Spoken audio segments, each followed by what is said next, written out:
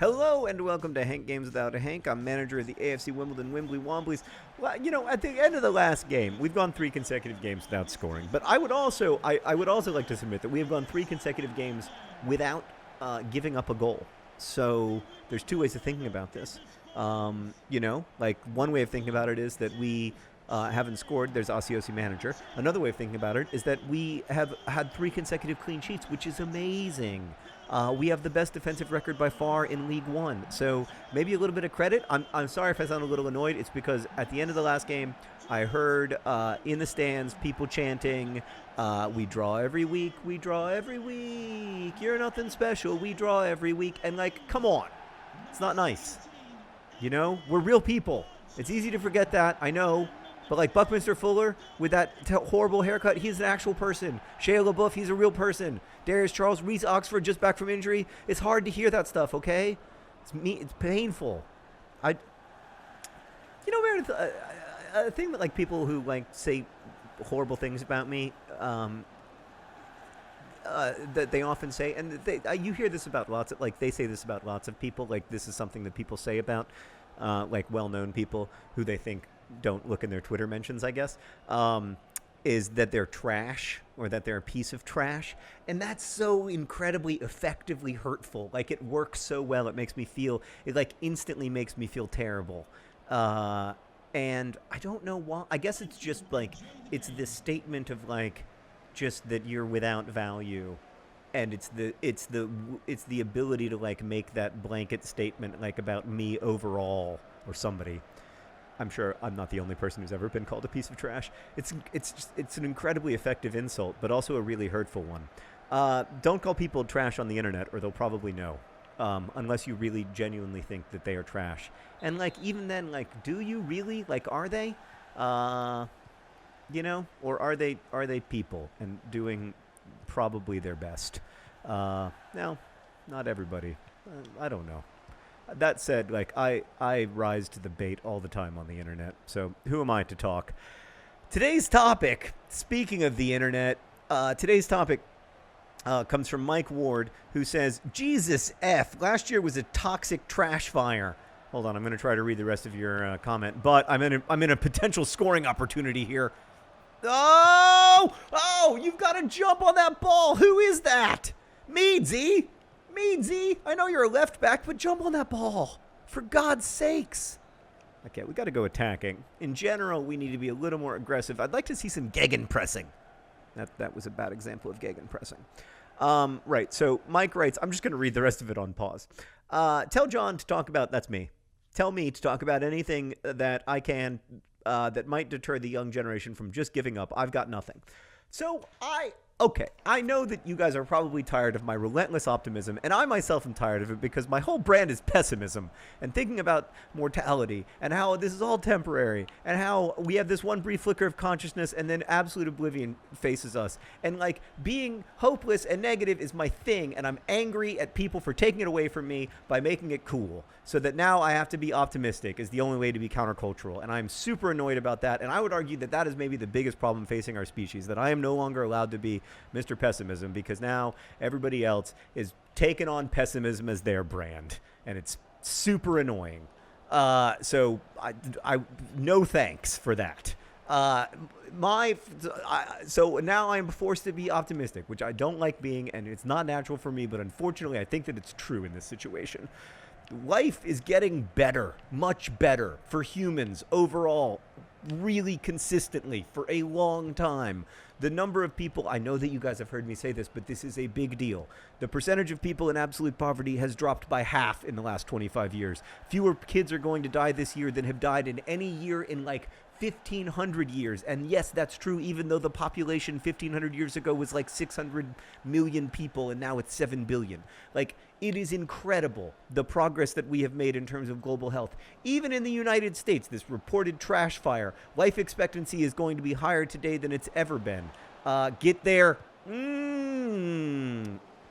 needed a little more loft on it. I feel like I'm that person who's saying it's not bad that we've drawn 3 games over the last week. But everything in the United States is okay. poverty is very rare here. Median household income is very close to the highest it's ever been. In fact, it probably will be the highest it's ever been this year. I don't want to minimize the number of things that are like truly, truly horrible that are happening right now. And there are lots of them. And I am disgusted by our refugee policy. I am disgusted by our inability to have a grown up conversation about healthcare. I am infuriated by lots of stuff that's happening politically in the United States. But as the theologian, I can't remember his name, Miroslav Volf, I think, said, politics touches everything, but politics isn't everything, not by a long shot, which is something I think we all need to remember. And Volf is saying that coming from a perspective where because of the Balkan crisis, his life was influenced by politics in a way that I hope and pray that no American lives ever will be.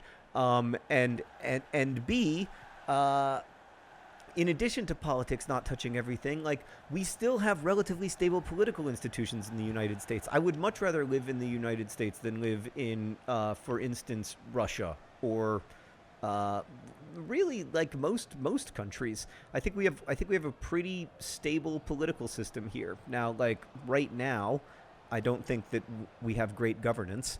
I wish that we had the kind of governance that we see in Northern Europe or in lots of different parliamentary countries where they're able to form coalitions and stuff and not have these like huge and unfortunately growing huger swings back and forth and a really like highly divided political population and stuff. I don't think that like our government is working very well. I am concerned about the like long-term effectiveness and of our political institutions. And deal, you've got to make the run there. That was Barcham this time. Barcham. You've got to have the intelligence to be like, oh, there's the ball. The ball is the thing that I score with. Oh, I've been tackled from behind. It's an injustice. It's a horrible injustice. It was almost a goal from Parrott, but he just couldn't get the ball from under his feet. Incredible frustration. Incredible frustration. All right, we're going to try this thing. Did that work? Not really. Almost. It kind of almost worked. Yeah, so I think like life is pretty good, and I think it's better than it was 30 years ago. I mean, in 1995, most Americans thought interracial marriage should be illegal. This is the first time in history when in the United States when people have been allowed to legally marry the people they love, regardless of gender or sexual orientation. I think like it is. We are making real progress, and there is real cause for hope. And I think that part of what we see, part of the horrors that are being visited upon us, or that the failures that we see, result from that progress and people's anxiety about it.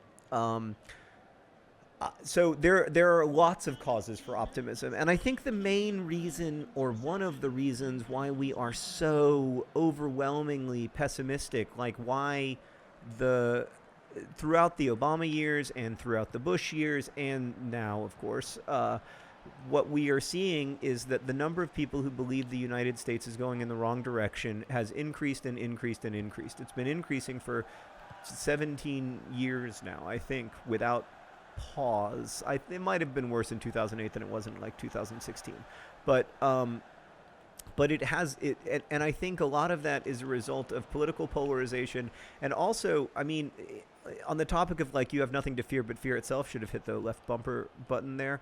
On some level, like we are causing our own political polarization by building our own filter bubbles, by failing to engage meaningfully with those who disagree with us, by thinking that they are less than human or trash or whatever. I feel like we are like making it worse in a get there. Oh, probably should have hit the LB button there, but maybe not. I don't know. I think we're making things sort of worse than they need to be. That's not to say that there are not a lot of things in the United States that are deeply worrisome, because I think there are, but I don't think that we need to be I don't think that I certainly don't think that we need to be hopeless. I mean, uh, like I visiting people living in a refugee camp in Jordan, having come, escaped unimaginable horror in Syria, having lost family members and suffered truly the worst things that politics can do to a human being. I most of the people that I met there weren't hopeless, and I think they were right not to be.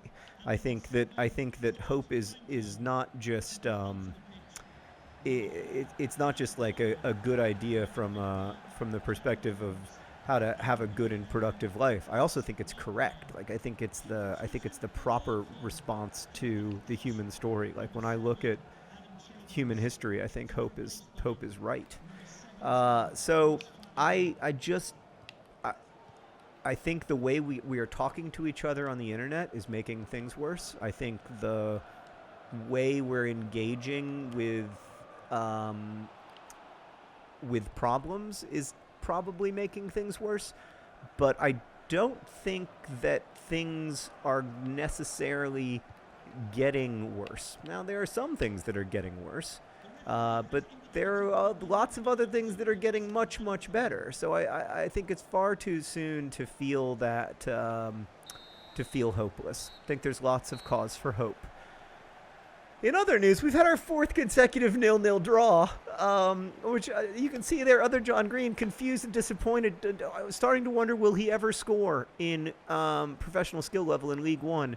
And it looks dubious. Osiosi manager waving to the crowd, but maybe he shouldn't be. Maybe he should just be hiding. That guy has a great hair, so that's something. Reese Oxford back from injury, so that's encouraging, but that was not an encouraging performance. Don't know what to say. Sorry. And that's another standard Wimbly Wombly 0-0 draw. Thanks for watching. Best wishes.